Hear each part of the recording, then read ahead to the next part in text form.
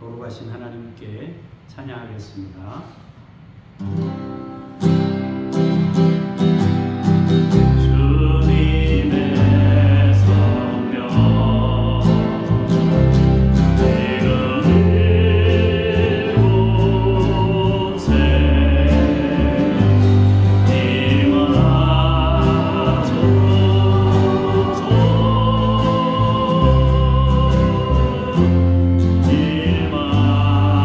임하소서.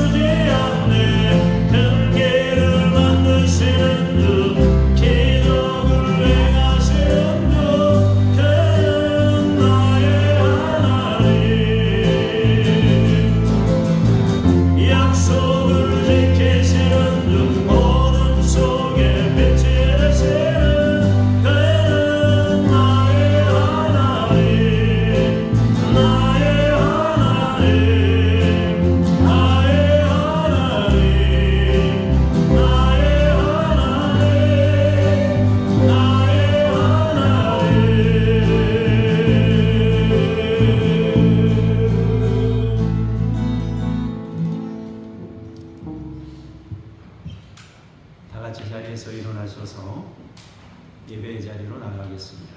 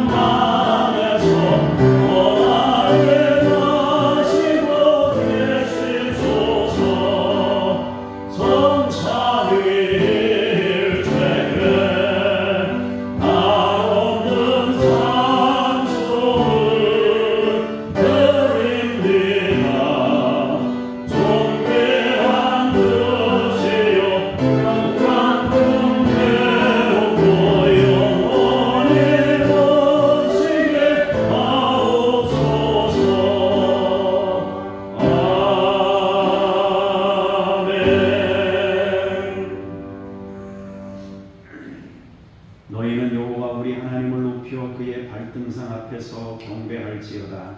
그는 거룩하시도다. 너희는 여호와 우리 하나님을 높이고 그 성산에서 예배할지어다. 여호와 우리 하나님은 거룩하심이로다. 영광의 주를 찬송합니다. 우리의 예배를 받으시옵소서.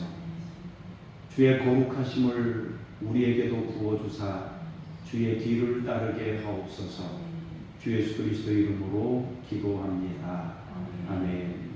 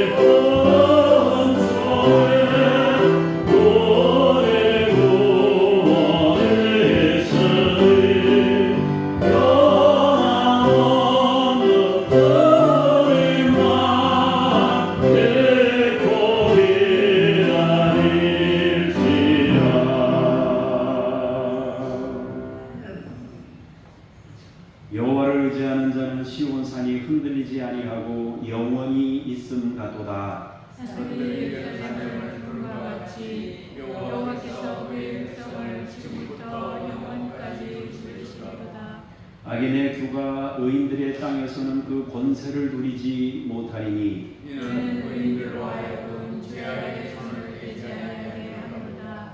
여호와여 선한 자들과 마음이 정직한 자들에게 선대하소서. 자기의 굽은 길로 치우치는 자들은 여호와께서 죄를 범하는 자들과 함께 다니게 하시도다. 이스라엘에게는 평강이 있을지어다. 아멘. 함께 고백의 기도를 드리겠습니다. 사랑의 하나님, 완악한 마음으로 살아왔던 지난 날의 죄를 회개합니다. 저희는 고난을 당해도 그 속에 담긴 하나님의 음성을 듣기 싫어했습니다. 곤고한 날을 맞이하여 우리 삶에 가장 기도가 필요할 때 영적 잠을 잤습니다. 기쁘고 즐거운 일을 만남에 하나님께 영광을 돌리는 찬송을 할 줄 몰랐습니다. 징계하시는 하나님의 사랑의 매를 맞아 온몸에 성한 곳이 없어도 죄악의 길을 떠나지 않았습니다. 믿음이 없는 자와 같은 가치관을 가지고 살다 보니 생활 속에서 하나님의 영광을 드러내지 못하였습니다. 경건의 모양은 갖추고 있으나 경건의 능력은 없는 무기력한 신앙생활을 하였습니다. 주님, 모든 죄를 용서해 주시고 이제부터는 하나님의 뜻을 거역하지 않고 순종하며 살게 하옵소서. 예수님의 이름으로 이 고백의 기도를 드립니다. 아멘. 침묵으로 개인의 죄를 고백하겠습니다.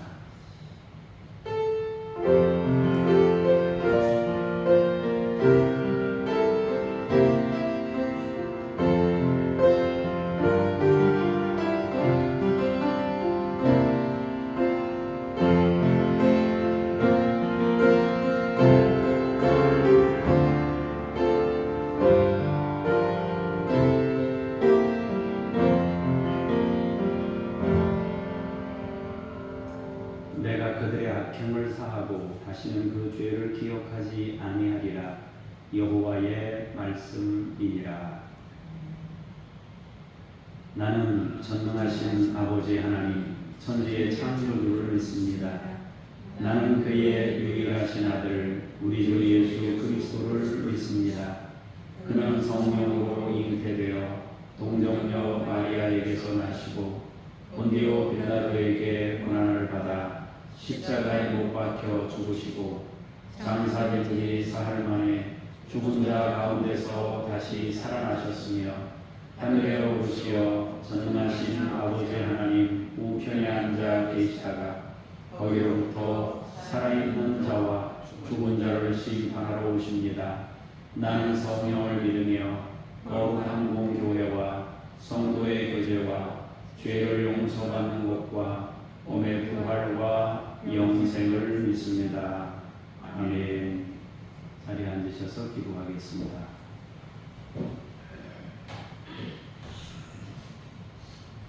사랑이 많으신 하나님 아버지, 아침과 저녁으로 시원한 바람이 부는 참으로 좋은 계절을 허락해 주시니 감사합니다. 무더운 여름날 분주했던 일상을 가다듬게 하시고 이제는 진리의 말씀을 읽으며 신령한 찬송을 부르며 진실한 기도를 드리며 우리의 신앙을 성숙시켜 가게 하옵소서. 주님의 빛과 진리를 보내셔서 우리의 길을 인도하시고 심령을 소생시켜 주옵소서. 아무런 공로가 없는 저희는 오직 믿음으로 예배하오니 아벨의 제사를 기뻐하신 것과 같이 아브라함의 번제를 받으신 것과 같이 우리의 예배를 흠양하여 주옵소서.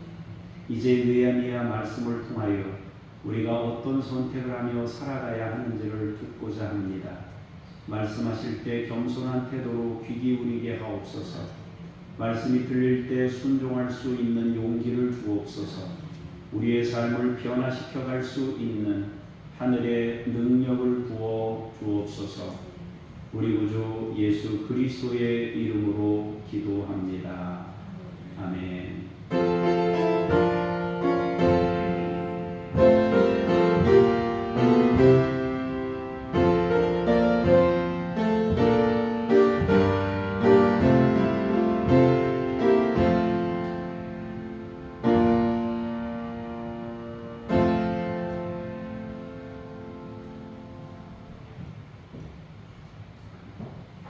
말씀 앞으로 나아가면서 찬양하시겠습니다.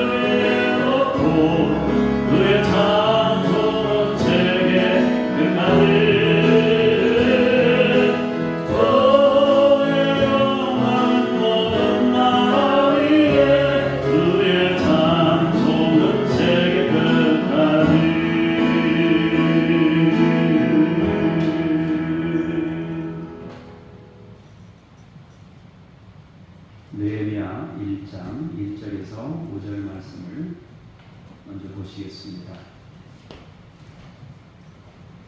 하갈의 아들 느헤미야의 말이라. 아닥사스다 왕 제20년 기슬월에 내가 수상궁에 있는데 내 형제들 가운데 하나인 하나니가 두어 사람과 함께 유다에서 내게 이를 얻기로 내가 그 사로잡힘을 면하고 남아있는 유다와 예루살렘 사람들의 형편을 물은즉 그들이 내게 이르되 사로잡힘을 면하고 남아있는 자들이 그 지방 거기에서 큰 환난을 당하고 능욕을 받으며 예루살렘 성은 허물어지고 성문들은 불탔다 하는지라. 내가 이 말을 듣고 앉아서 울고 수일 동안 슬퍼하며 하늘의 하나님 앞에 금식하며 기도하여 이르되 하늘의 하나님 여호와 크고 두려우신 하나님이여 주를 사랑하고 주의 계명을 지키는 자에게 언약을 지키시며 긍휼을 베푸시는 주여 간구하나이다. 아멘. 주님께 감사합니다.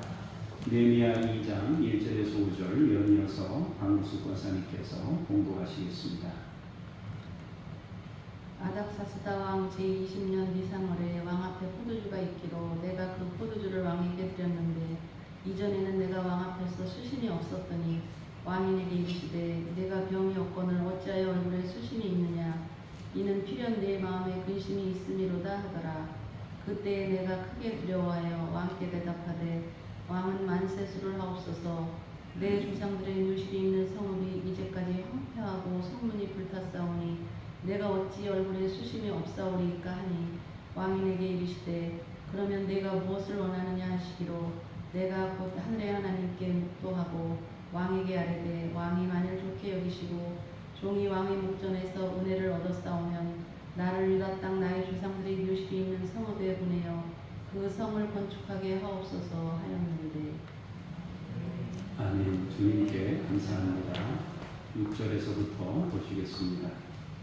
그때 왕도 왕 곁에 앉아 있었더라. 왕이 내게 이르시되 내가 몇 날에 다녀올 길이며 어느 때에 돌아오겠느냐 하고 왕이 나를 보내기를 좋게 여기시기로 내가 기한을 정하고 내가 또 왕에게 아뢰되 왕이 만일 좋게 여기시거든 강 서쪽 총독들에게 내리시는 조서를 내게 주사 그들이 나를 용납하여 유다에 들어가기까지 통과하게 하시고 또 왕의 살림 감독 아삽에게 조서를 내리사 그가 성전에 속하는 영문의 문과 성곽과 내가 들어갈 집을 위하여 들 보릇을 제목을 내게 주게 하옵소서 하며 내 하나님의 선한 손이 나를 도우심으로 왕이 허락하고 군대 장관과 마병을 보내어 나와 함께하게 하시기로 내가 강 서쪽에 있는 총독들에게 이르러 왕의 주소를 전하였더니 오른 사람 산발락과 종이었던 암몬 사람 도비아가 이스라엘 자손을 흥왕하게 하려는 사람이 왔다 함을 듣고 심히 근심하더라.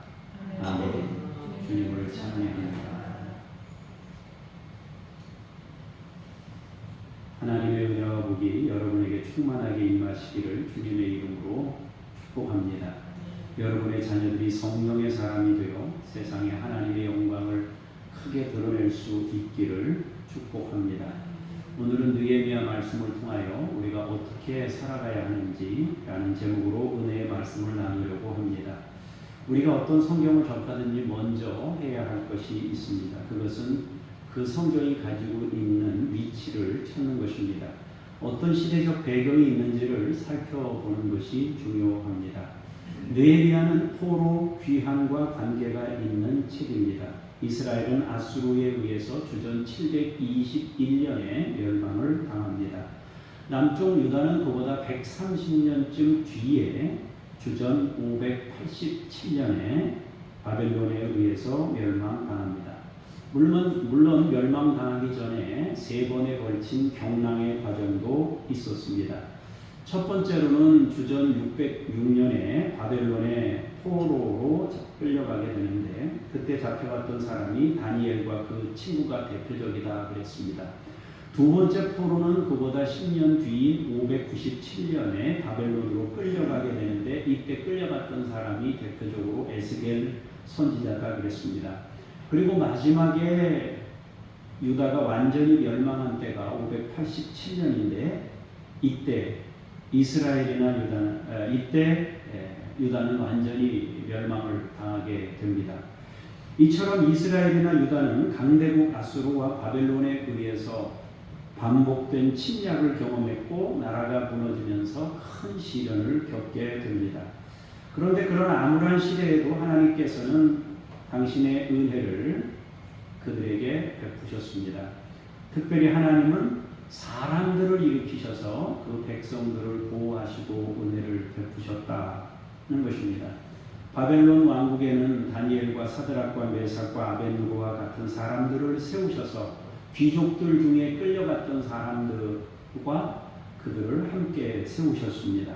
노동자로 끌려와 수고하는 삶의 자리에는 에스겔과 같은 선지자를 통해서 하나님의 음성을 그들이 듣고 위로받게 하시고 힘을 내게 하셨고 또 용기를 가지고 일할 수 있도록 하나님께서 에스겔 같은 선지자를 불러 세우셨습니다.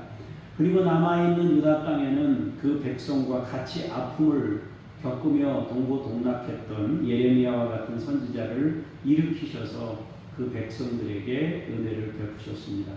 하나님은 이스라엘 백성들이 가는 곳마다 사람들을 세우셔서 그들과 내가 너희와 함께한다 하는 것을 사인으로 보여주셨습니다.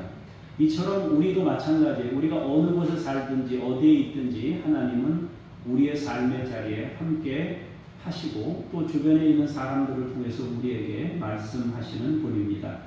하나님께서는 이처럼 포로기에도 하나님의 백성들과 함께 하셨습니다. 그러던 중에 하나님은 또 다른 은혜와 큰 역사를 이루게 되는데 바로 포로 귀환이라는 것입니다. 하나님께서는 70년이 차면 반드시 포로에서 귀환시켜 주겠다 약속하셨습니다. 예언을 하셨습니다. 그리고 그것이 성취되게 됩니다. 그 약속 성취의 주인공 중에 한 사람이 바로 우리가 오늘 읽은 느헤미야입니다.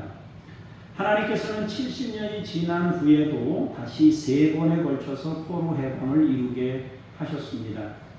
포로들이 자국으로 돌아갈 수 있도록 길을 여셨습니다. 우리는 느헤미야를 통해서 새 시대를 함께 볼 수 있게 됩니다.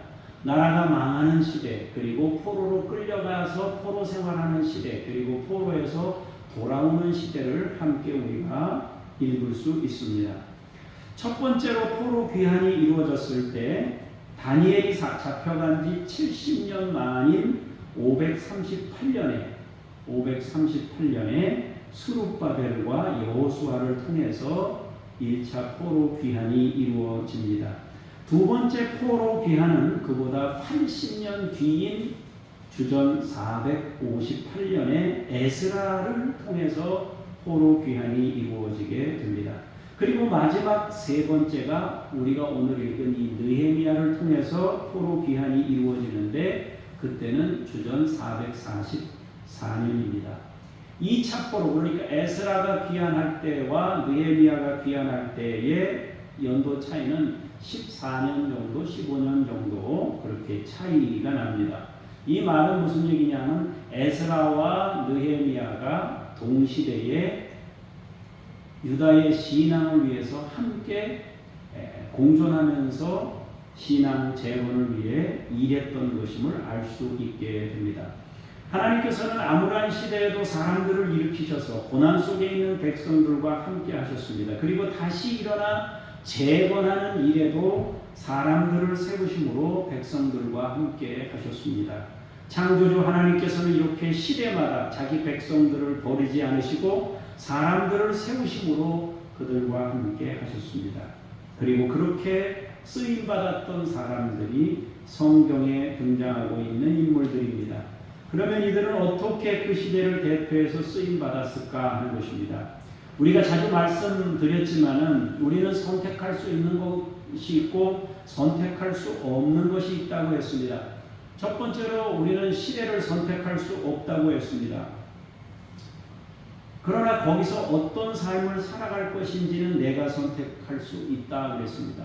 시대라는 건 내가 마음대로 선택 못해요. 태어났는데 그냥 거긴 거예요. 장소도 선택을 못해요. 태어났는데 거기입니다. 태어났는데 2000년대에 태어났는데 1900년대에 태어난 겁니다. 또 우리가 성별을 선택할 수 없어요. 내게 주어진 태어나니까 남자예요. 태어나니까 여자예요. 그럼 그걸로 사는 거예요. 내가 선택하는 것은 이제 그 자리에서 다시 말해서 하나님께서 주어진 자리에서 어떤 선택을 하느냐 그것이 나에게 주어져 있는 것입니다. 포로기를 생각해 보십시다. 어떤 사람은 끌려가는 시대에 태어났습니다. 어떤 사람은 태어나 보니까 포로 땅에 포로지 압제하는 그 땅에 태어난 겁니다. 어떤 사람은 태어나 보니까 돌아오는 길에서 태어나는 사람도 있었을 거예요. 다른 비슷한 상황도 있습니다. 포로로 살던 시대, 애굽에서 살던 시대, 애굽에서 노예로 살던 시대에 태어난 사람이 있습니다. 출애굽하는 시대에 태어난 사람이 있습니다. 광야를 걸어가고 있는데 거기서 태어난 사람도 있습니다. 광야를 지나서 가나안 땅에 정착할 때 태어난 사람도 있습니다. 저마다 다른 겁니다. 삶의 자리와 시간이 다른 겁니다. 자기에게 주어진 사명도 그래서 다를 수 있습니다. 우리에게 주어진 사명이 다 다를 수 있어요. 그런데 중요한 것은 거기서 이제 내가 어떤 선택을 할 것인지가 핵심입니다. 시대는 선택 못하고 주어진 삶의 자리도 내가 막 선택 못해요. 그러나 거기서 이제부터 내가 선택하는 것이 내 인생이고 내가 선택하는 것을 통해서 하나님의 영광을 드러낼 수 있습니다. 이제 믿음의 사람들이 어떤 시대에 태어나서 어떤 선택을 했는지 살펴보도록 하겠습니다. 느헤미야는 느헤미야 시대에, 느헤미야는 이 포로 회복 시대에 이 사람이 태어났다는 거죠. 이제 성경 말씀을 보도록 하겠습니다. 느헤미야 1장 1절에서 3절 말씀을 보겠습니다. 하가랴의 아들 느헤미야의 말이라. 아닥사스다 왕 제20년 기슬월에, 우리나라식으로 얘기하면 11월 말에서 12월쯤 되는 겨울을 말하는 겁니다. 기슬월에 내가 수산궁에 있는데 내 형제들 가운데 하나인 하나니가 두어 사람과 함께 유다에서 내게 이르렀기로 내가 그 사로잡힘을 면하고 남아있는 유다와 예루살렘 사람들의 형편을 물은즉 그들이 내게 이르되 사로잡힘을 면하고 남아있는 자들이 그 지방 거기에서 큰 환난을 당하고 능욕을 받으며 예루살렘 성은 허물어지고 성문들은 불탔다 하는지라. 자, 오늘의 주인공은 느헤미야입니다. 그는 아닥사스다 왕 제20년 기슬월에 아까 말한 대로 겨울에 12월 초에 수산궁에 있었습니다. 그는 포로지에서 태어난 사람입니다.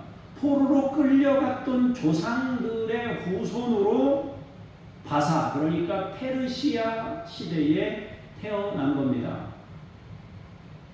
아버지인지 할아버지인지 할아버지의 할아버지인지 그분들이 끌려온 거예요. 바벨론에 끌려와서 왕조가 바뀌었습니다. 나라가 바뀌었어요. 바벨론에서 페르시아로 바뀌었습니다. 그런데 지금 거기 살고 있는 거예요. 그러니까 몇 대를 거친 거예요. 100년 이상 지났으니까요. 자신은 그때 왕의 술 맡은 관원장으로 수산궁에 있었다. 아닥사스다 왕의 겨울 궁전에 있었습니다. 이것이 1절의 내용입니다. 느헤미야의 삶의 자리가 포로지였고 술 맡은 관원장이었고 겨울 궁전에 그가 있었단 말이에요. 그게 지금 자기가 살고 있었던 삶의 위치입니다. 느헤미야는 그 삶의 자리에 있을 때 사람을 만납니다. 누구를 만났느냐 하면 자기 형제였어요. 사촌인지 친형제인지 어쨌든 그 형제를 친족 관계인 거예요. 이 하나님이라는 것은 주는 은혜로우시다 그런 뜻이에요. 이 하나님이라는 사람과 몇 사람이 함께 유다의 고향에 다녀오는 길에 느헤미야를 만난 겁니다. 그래서 같이 앉아서 대화를 나누게 된 겁니다. 이미 유다가 멸망한 뒤 140년을 훨씬 넘긴 140년이 넘어간 어느 날 140년을 넘긴 어느 날 여러분 우리가 1910년도에 일본이 우리나라를 강제로 합병을 했지 않습니까? 1910년도에 그러니까 지금 114년이 된 거잖아요. 그죠? 근데 여기 140년 됐다고 그러잖아요. 훨씬 더 오래된 일이란 말이에요. 140년을 넘긴 어느 날 느헤미야가 유다에 다녀오는 사람들을 만났어요. 느헤미야는 유다와 예루살렘 사람들의 형편을 묻습니다. 잘 갔다 왔냐? 예, 다녀왔습니다. 거기 어떻더냐? 네, 형님인지 동생인지 뭐 형님 뭐 상태가 아주 안 좋습니다. 이런 대답을 듣게 된 거죠. 이 사람이 이런 질문을 하게 된 것은 평상시에 고향에 대한 관심을 이 느헤미야가 가지고 있었다는 뜻이 됩니다. 관심이라는 것은 사실 일종의 씨앗과 같은 거예요. 아주 작은 불씨와 같은 것이에요. 작은 관심이라도 있으면 거기에서 새로운 역사가 일어날 수 있어요. 관심이 아예 없으면 그냥 모르겠지만 관심이 있으면 거기에 하나님께서 그 관심에다가 불을 지피면 새 역사가 일어날 수 있는 것입니다. 관심을 가지고 물어보니까 유다에 다녀온 사람들이 대답하는 거예요. 유다와 예루살렘 큰 환난을 당하고 있습니다. 능욕을 받고 있고 백성들이 고통을 당하고 있고 성벽은 무너졌고 성문도 불탔고 말이 아닙니다. 이 사람들의 생활상이 말이 아닙니다. 대접을 받지 못하고 푸대접 받고 있으면서 고생하고 있다는 거죠. 하긴 뭐 그게 지금 남의 나라에 먹혀있는 상태니까 남의 나라의 식민지로 있는 나라가 무슨 그 국민이 대접을 받고 살겠어요. 힘들게 살아가는 거죠. 거기에 무슨 신앙의 자유가 있고 무슨 하나님만을 섬기는 그런 뭔가가 있겠어요. 포로 귀환한 사람들의 숫자는 많지 않았고 성벽은 허물어졌는데 유다인들이 고향에서 자기 자리를 잡지 못하고 있는 거예요. 포로 귀환한 사람들 숫자도 많지 않았고 이방인들의 압제가 있었기 때문에 자유로운 삶을 영위하지 못한 채 지금 살아가고 있다는 거예요. 힘들게 그냥 살아가고 있다는 소식을 들은 거예요. 자, 그 다음에 이제 이걸 들었어요. 들은 다음에 이 사람이 어떻게 했는지 한번 보겠습니다. 4절 5절입니다. 내가 이 말을 듣고 앉아서 울고 수일 동안 슬퍼하며 하늘의 하나님 앞에 금식하며 기도하여 이르되 하늘의 하나님 여호와여 크고 두려우신 하나님이여 주를 사랑하고 주의 계명을 지키는 자에게는 언약을 지키시며 긍휼을 베푸시는 주여 간구하나이다.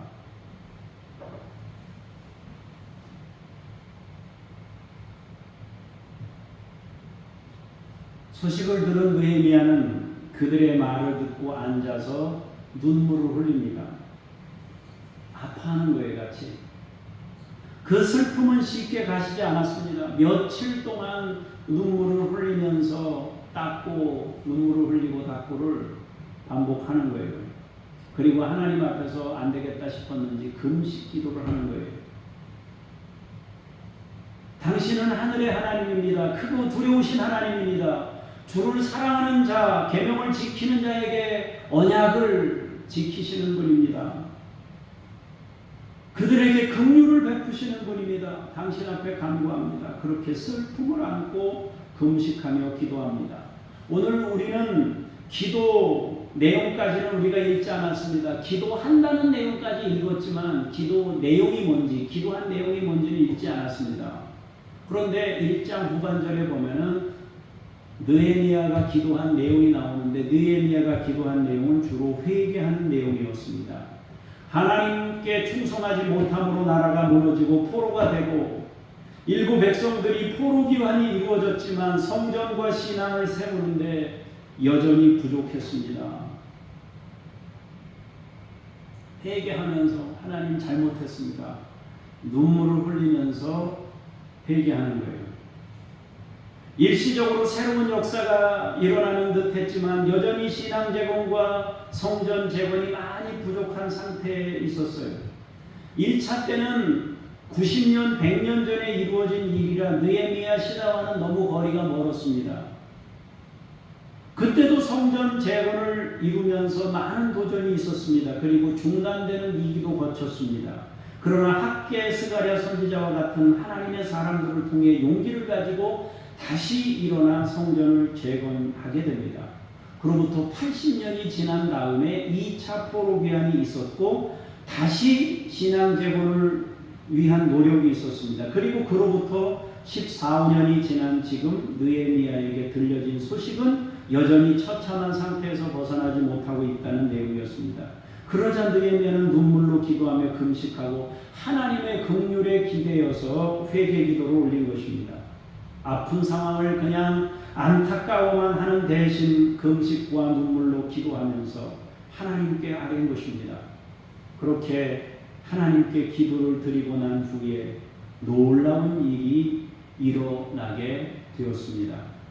2장 1절에서 3절입니다. 아닥사스다 왕 제20년 니산월에 왕 앞에 포도주가 있기로 내가 그 포도주를 왕에게 드렸는데 이전에는 내가 왕 앞에서 수심이 없었더니 왕이 내게 이르시되 내가 병이 없거늘 어찌하여 얼굴에 수심이 있느냐 이는 필연 내 마음에 근심이 있음이로다 하더라. 그때 내가 크게 두려워하여 왕께 대답하되 왕은 만세수를 하옵소서. 내 조상들의 묘실이 있는 성읍이 이제까지 황폐하고 성문이 불탔사오니 내가 어찌 얼굴에 수심이 없사오리이까 하니. 술 맡은 관원장이었던 느헤미야는 아닥사스다 왕 제20년 니산월에, 아까는 기슬월이라고 했지 않습니까? 니산월은 3월 4월에 해당되는 것입니다. 3월 말에서 4월 초.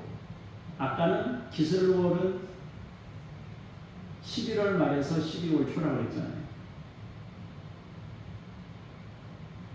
니산월에 같이 이제 식탁에 있는 거예요. 느헤미야는 고향의 안타까운 소식을 듣고 4개월 동안 지속적으로 기도하며 지냈던 것입니다.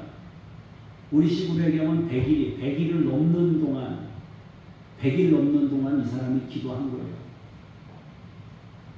그리고 뭔가 의미 있는 일을 해야 한다고 판단하고 하나님께 간구했던 거예요.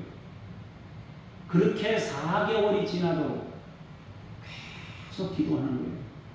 꿈을 품고 하나님 앞에서 하나님의 영광을 위한 사역을 내가 감당해야 되겠다 생각하고 기도하기 시작했습니다. 그렇게 4개월이 지난 어느 날 왕이 느헤미야 상태를 먼저 알아봅니다. 예전과 다른 모습을 느꼈습니다. 왕은 먼저 느헤미야에게 말합니다. 내가 병이 없는데 왜 얼굴에 수심이 있느냐?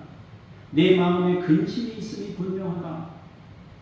왕에게 그 말을 듣자 느헤미야는 두려워합니다. 근데 들었던 소식이 4개월 전인데 수심은 4개월 뒤에 수심이 나타났다. 이 느헤미야가요, 들을 때뿐만 아니라 긴 시간 동안 거기에 용을 쓴 거예요. 그러니까 얼굴에 표시가 나타난 거죠. 그 이전에도 그런 게 있었을 거예요, 느헤미야에게. 그런데 4개월 뒤에 왕이 그걸 알아챘다는 거 아니에요? 그래서 느헤미야는 두려워했어요. 두려웠던 이유는 몇 가지가 있습니다. 첫 번째 두려웠던 이유는 신하가 왕에게 얼굴 찌푸린 얼굴이 보이면 안 된단 말이에요. 여러분, 우리가 하나님 앞에 왔습니다. 얼굴을 찌푸리면 안 된단 말이에요. 왕 앞에서 신하가 최선을 다해서 최상의 서비스를 제공해야 될 이 신하가 얼굴을 찌푸리면 안 되잖아요. 그러니까 지금 수심 가득한 얼굴을 왕에게 보였단 말이에요. 이건 왕에 대한 충성의 문제가 생긴 거예요. 두 번째로, 지금이 이스라엘 회복을 호소할 수 있는 가장 중차대한 상황이었다는 사실을 느낀 거예요. 왕이 지금 물었잖아요. 지금 이 시간에 기회가, 왕에게 말할 수 있는 기회가 자기에게 주어진 거예요. 뭐냐? 그랬을 때 자기가 말할 수 있는, 자기가 먼저 얘기하지 않고 자기가 먼저 얘기하지 않고 말할 수 있는 기회가 이제 주어진 거예요. 세 번째로 아닥사스다가 예루살렘 성의 재건을 중단케 한 전력이 있었기 때문에 자신의 호소로 인해서 더 나쁜 상황이 생길 수도 있어요. 그러니까 두려운 거예요. 이때 지금 긴장된 상태란 말이에요. 그러나 느헤미야는 이 기회를 살려서 자신의 마음을 진심으로 왕에게 드러냅니다. 우리 고향, 내 조상들의 묘실이 있는 성읍이 이제까지 황폐하고 성문이 불탔사오니 내가 어찌 얼굴에 수심이 없겠습니까? 이것은 하나님이 주신 기회였습니다. 관심을 가지고 4개월 동안 기도한 끝에 하나님께서 왕을 통해 문을 열어 주셨습니다. 이제 4절을 보도록 하겠습니다. 정신을 차리시고, 정신을 차리시고.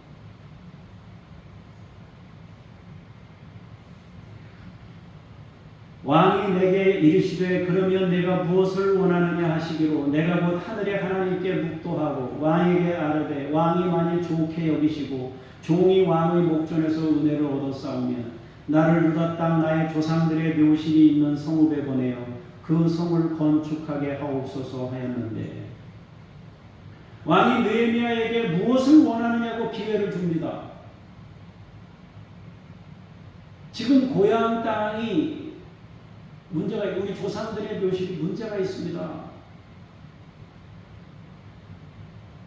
지금 우리 고향이 힘든 상황입니다. 그 질문을 그렇게 대답을 하니까 무엇을 원하느냐 이 대답을 왕이 했어요. 무엇을 원하느냐.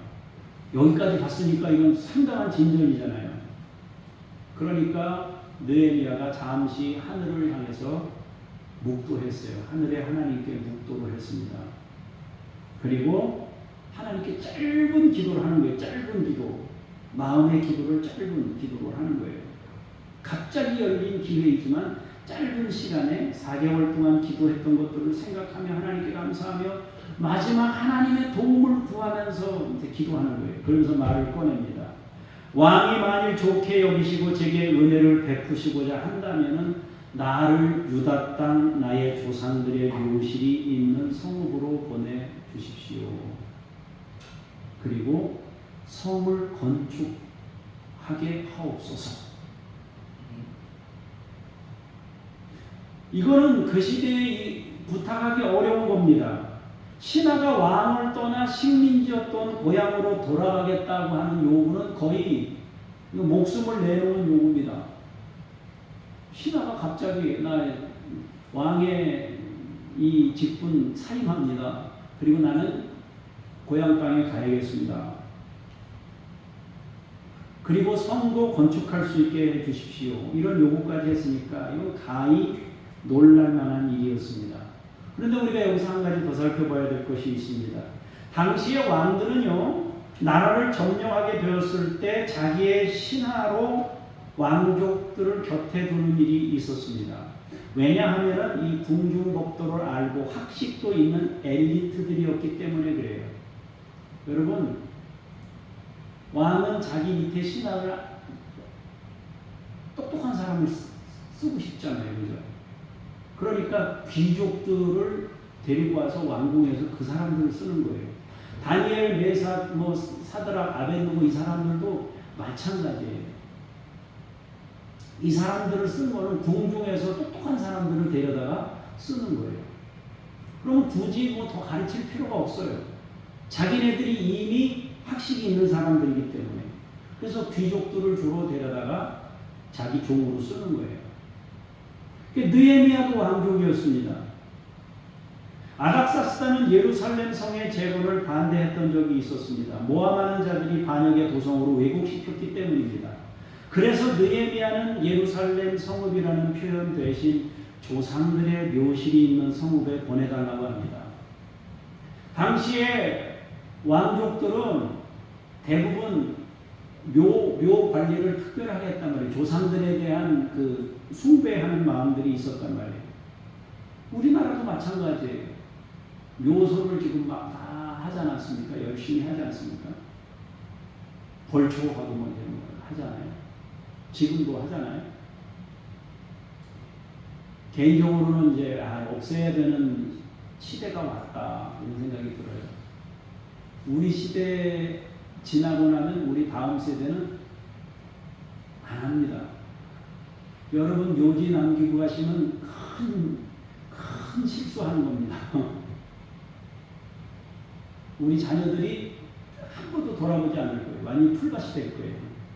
아무도 그거 신경 쓰는 자녀들이 없을 거예요. 앞으로는. 지금 벌써 그게 나타나고 있으니까요.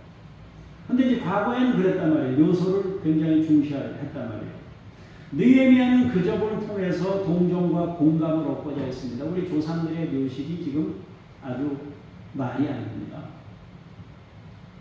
그러니까 내가 마음이 좀 부담된다. 그러니까 왕도 그걸 공감할 수 있을 정도의 이야기를 하게 된 거죠. 자, 이 6절에서부터 8절까지를 또 보도록 하겠습니다. 그때 왕후도 왕 곁에 앉아 있었더라. 왕이 내게 이르시되 내가 몇 날에 다녀올 길이며 어느 때에 돌아오겠느냐 하고 왕이 나를 보내기를 좋게 여기시기로 내가 기한을 정하고 내가 또 왕에게 아뢰되 왕이 만일 좋게 여기시거든 강 서쪽 총독들에게 내리시는 조서를 내게 주사 그들이 나를 용납하여 유다에 들어가기까지 통과하게 하시고 또 왕의 살림감독 아살에게 조서를 내리사 그가 성전에 속한 영문의 문과 성곽과 내가 들어갈 집을 위하여 들보로 쓸 제목을 내게 주게 하옵소서 하매 내 하나님의 선한 손이 나를 도우심으로 왕이 허락했다 말이야. 그때 왕후도 곁에 있었다. 그래서 왕후도 곁에 있었던 거 보니까 공식적인 업무 자리가 아닌 거예요. 공식적인 업무 자리가 아니라 식사 자리였던 거죠. 사적인 자리였단 말이에요.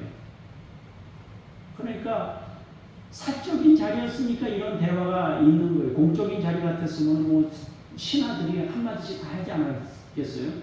근데 이제 사적인 자리에서 이 일이 이루어진 거예요. 왕은 느헤미야에게 언제 갔다가 언제 돌아올지 정하라고 합니다. 기꺼이 보내주겠다는 대답을 들은 것입니다. 그러자 느헤미야는 더욱 과감하게 요구사항들을 말하기 시작합니다. 하나님을 향한 믿음이 있지 않고서는 이렇게 담대할 수가 없는 일이에요. 이것이 바로 기도의 힘입니다. 기도하면 배짱이 생기고 기도하면 용기가 생기고 담대해집니다. 하나님을 향한 사람들의 믿음이며 용기입니다. 느헤미야는 다시 말합니다.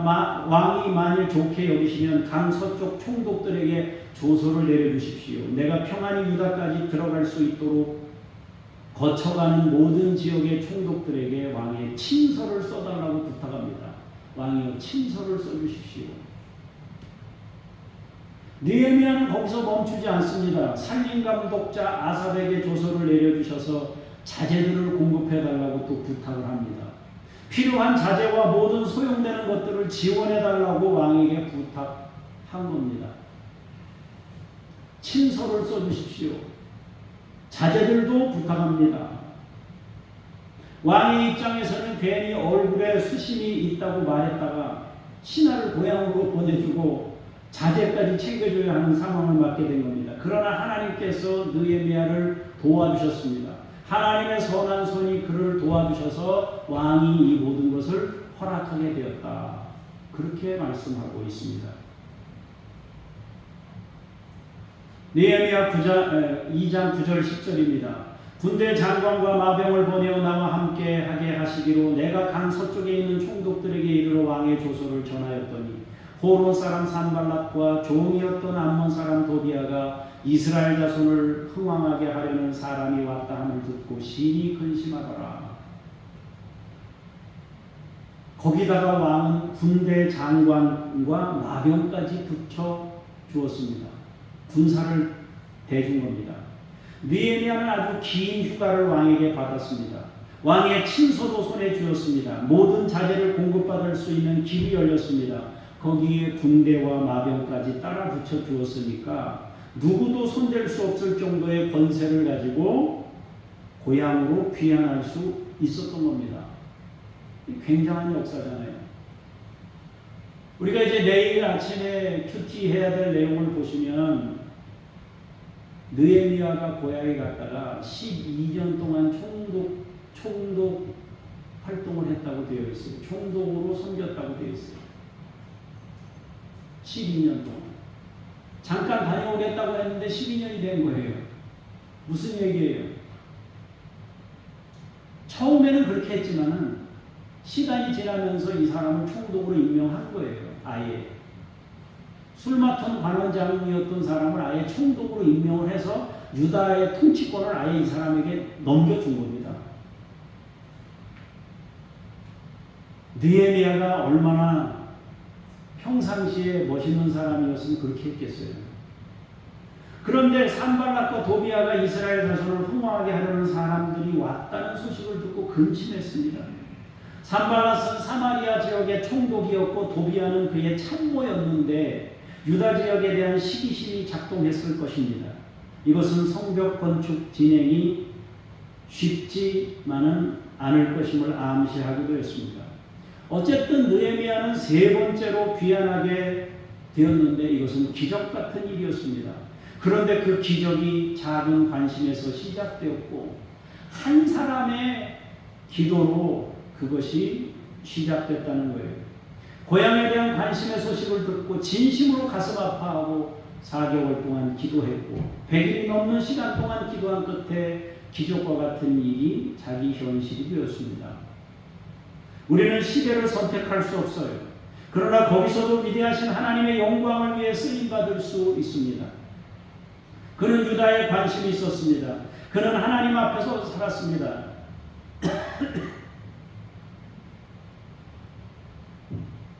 포로지에서 태어난 사람이지만 거기서도 하나님 앞에 살았습니다. 그리고 또 한 가지 덧붙이자면 그는 왕에게도 신임을 받던 사람이었습니다. 그는 거기서 성실했습니다. 마치 요셉이 성실했던 것처럼 다니엘이 성실했던 것처럼 그도 성실했습니다. 삶의 자리가 어디든지 우리는 하나님 앞에서 살아가야 한다라는 것입니다.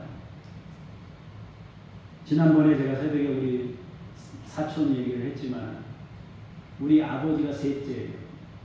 그 다음 넷째가 이민을 갔어요. 우리 숙부님이 이민을 가셨어요. 자녀들을 다 데리고. 그때 그 식구들은 예수를 안 믿었어요. 미국 가서 예수를 믿은 거예요. 거기서 예수를 믿고 그리고 아프리카 선교 가서 20몇 년 있다고 했잖아요. 우리 누님이 사촌 누님이죠.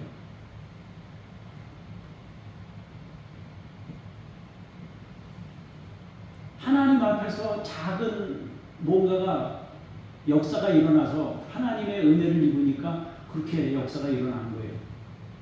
느헤미야도 그 포로지에서 태어나 살았지만은 거기서 하나님의 은혜를 체험하고 믿음으로 살다 기도하면서 이런 큰 역사를 이루게 되었다라는 것입니다.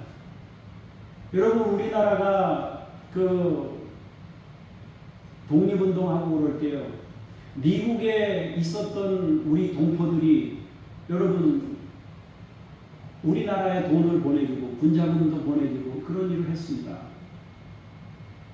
또 여러분 우리나라에 왔던 미군하고 같이 미국에 가서 유학을 하면서 공부해서 돌아온 사람들이 우리나라의 역할을 많이 했습니다. 여러분 라디오 나오는 그 김장한 목사님도 대표적인 사람이거든요. 그런 일들이 있었어요. 사랑하는 성도 여러분, 중요한 것은 어떻게 살 것인가 하나님 앞에서 사는 거예요. 성실하게 사는 거예요. 하나님의 뜻에 관심을 가지고 사는 겁니다. 그 삶의 자리가 어디든지 거기서 그렇게 사는 거예요. 느헤미야도 그렇게 살았어요. 그리고 어떤 일이든지 정보를 접촉하면 기도하세요. 하나님께서 우리를 어떻게 인도하실지 모릅니다. 우리가 다 느헤미야처럼 살 수 없을지 몰라요. 그러나 성실하게 하나님 앞에 살면서 기도하면 우리 인생을 새롭게 열 수 있습니다. 하나님의 영광을 위한 위대한 도구가 될 수 있습니다.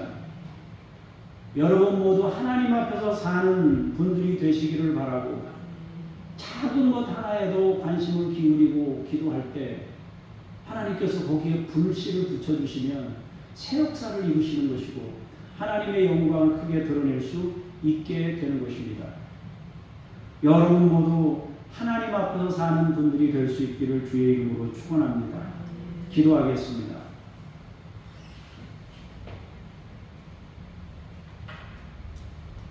포로지에서 포로민의 아들로 태어났습니다. 성실히 살았습니다. 그 성실히 살면서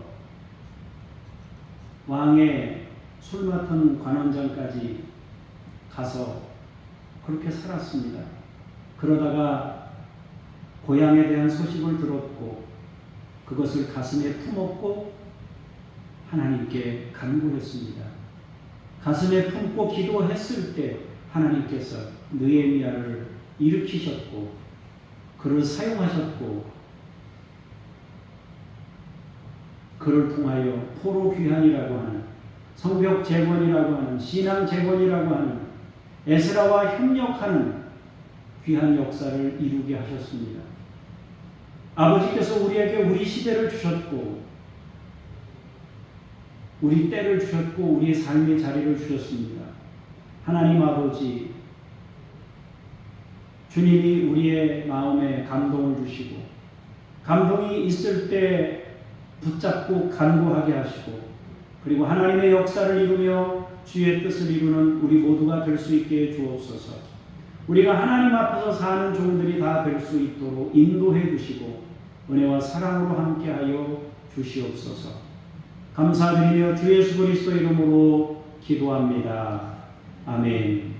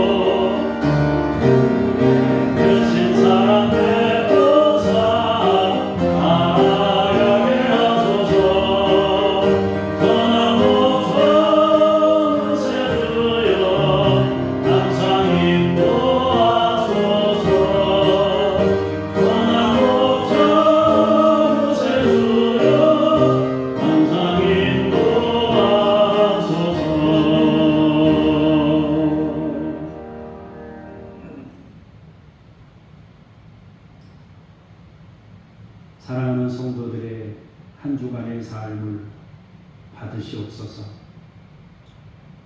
구별된 예물을 함께 그 삶과 더불어서 받아 주시옵소서. 기도 제목들이 있습니다. 10분의 1을 구별했습니다.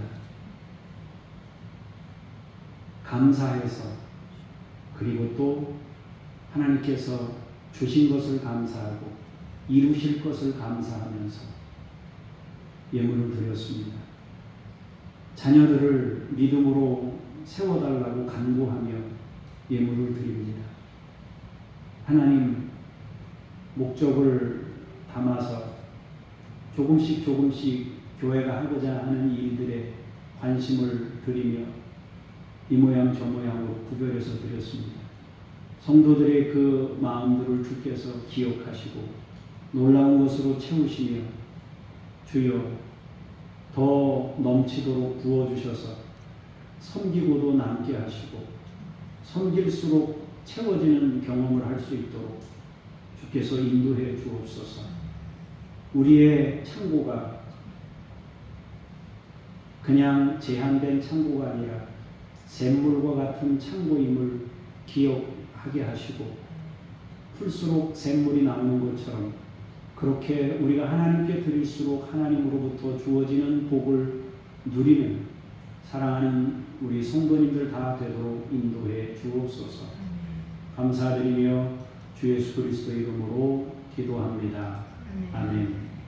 하늘에 계신 우리 아버지의 이름을 거룩하게 하시며 아버지의 나라가 오게 하시며 아버지의 뜻이 하늘에서와 같이 땅에서도 이루어지게 하소서.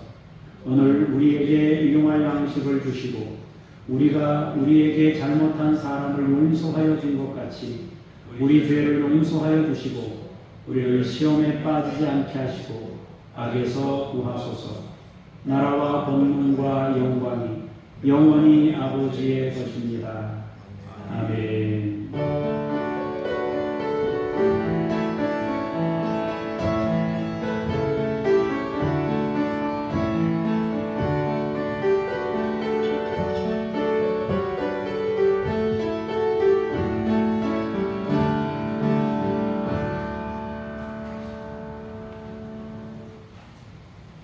중보기도 내용을 보겠습니다.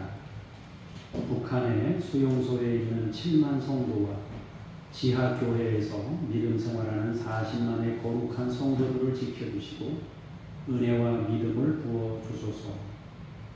중앙아프리카 공화국이라고 하는 나라가 있는데 생명의 양식이신 주님을 만나 가난과 절망에서 벗어나게 해주십시오. 다이아몬드, 금, 목재 등 자원이 넘쳐나는 나라이지만은 내륙에 있는 나라에 그러니까 배로 옮기는 정도의 그런 것들이 제한이 배는 많은 양을 실을 수 있지만 이 배가 없으면은 육지 수송은 차는 한계가 있거든요. 그런 것 때문에 또 교통 문제, 도로도 안 돼 있고 막 이러니까 자원은 넘쳐나는데 이걸 뭐 판매하지도 못하고 그러는 거죠. 또 내전의 문제까지 있어서 넘쳐나는데 하나님이 주신 복은 차고 넘치는데 이게 활용할 수 없는 상태로 가난에 허덕이고 있는 중에 있습니다. 내일은 중부협의회 실행위원회로 모입니다. 충청도에 회관에 가야 하고요. 수요일에는 공천위원회로 강원동에 강릉에 있습니다. 가야 되고요. 목요일에도 노예임원회로 강릉에서 모이게 됩니다. 위에서 여러분들 기도해 주시기를 바라고요. 다음 주는 추석 명절입니다.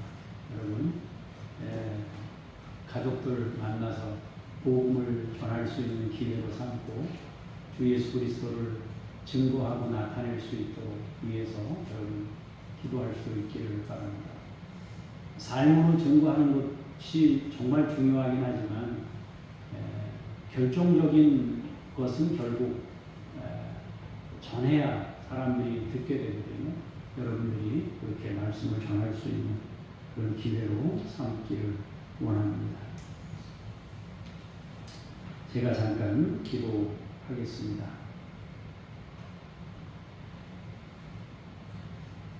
하나님, 중보기도합니다. 북한 땅을 위해 기도합니다. 수용소에 있는 7만 성도의 삶을, 믿음을, 현실을 지켜주시옵소서. 지하교회에서 믿음 생활하는 40만 성도의 그 울부짖는 아픔을 주께서 들어 응답하시고 느헤미야와 같은 포로 귀환의 역사가 일어나도 아버지께서 북한 땅에 새로운 역사를 이루시옵소서. 중앙아프리카 공화국이 생명의 양식이신 주님을 만날 수 있도록, 그래서 영과 육이 다 고난에서, 가난에서 벗어나도록 도우시기를 원합니다.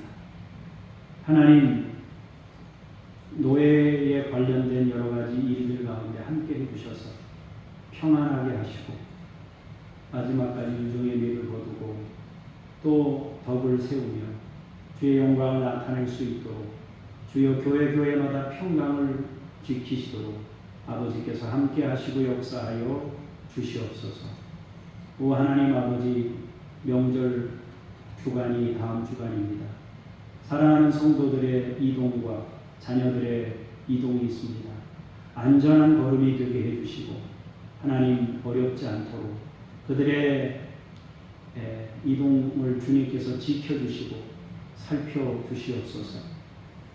하나님 아버지, 먼 거리에 떨어져 있는 자녀들, 또 외국에 나가 있는 자녀들도 있습니다.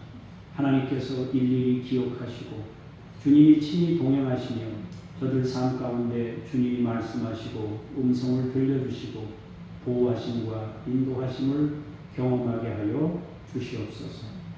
우리가 섬기는 아이들과 또 선교사님들에게 함께 하셔서 주님이 임마누엘로 역사하시고 하나님의 하나님 되심과 자신들이 하나님의 백성임을 늘 기억하고 살아가도록 주께서 인도하시고 역사하여 주시옵소서. 일주일 동안도 믿음으로 살게 하시고 우리 성도들 믿음으로 일으켜주시고 예배를 회복하게 하시고 오 아버지 하나님, 성령으로 음성을 듣고 순종하여 아버지 하나님 일어나 주께 영광 돌리도록 함께 하시고 인도해 주시옵소서. 감사드리며 주 예수 그리스도 이름으로 기도합니다. 아멘. 다 같이 자리에서 일어나셔서 찬송 부르며 삶의 자리로 나아가겠습니다.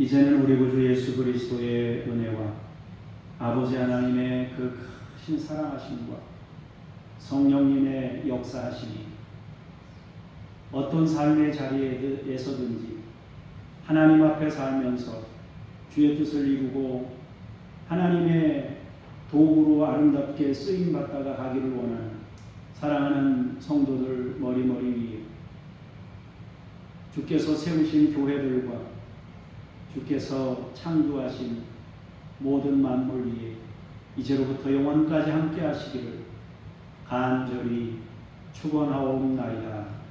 아멘.